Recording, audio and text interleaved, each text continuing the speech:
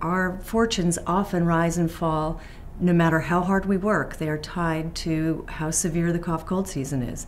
So we have to always think about new ways to manage the business, to make sure that we stay flexible to whether the cold season is going to be strong or short, whether it comes on early, whether it extends late, whether there's a sudden spike. We have to also constantly be bringing innovation out to keep the brand fresh in the marketplace and to keep it top of mind for consumers.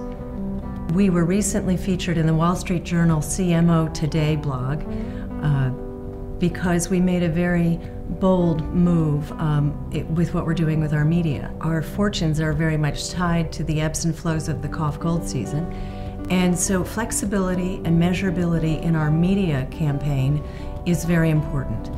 And we really, as a group of classically trained brand managers and OTC pharmaceutical executives, we broke through the mold that we'd all been trained in and said there's got to be a different way, a way that we can find people when they're sick and put our media dollars to work when illness is really around, so that we are not advertising to people who have no need for our product.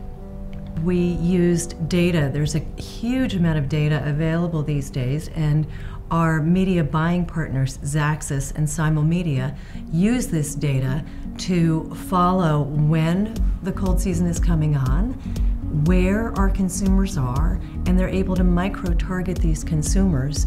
And so the idea is that when, as an example, when everybody on Twitter starts to talk about, oh, I have a cold, oh, I'm suffering, we are able to pick up on that and add that to the data that we get from the CDC and other sources of suffering, and then place our media buy geographically targeted and targeted to the typical Zicam consumer. So hopefully flexible, measurable, responsive.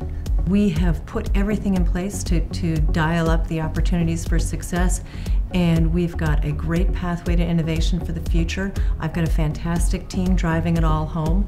So it is the leading product in the cold shortening space, and I think that title is only going to strengthen and grow as we move on.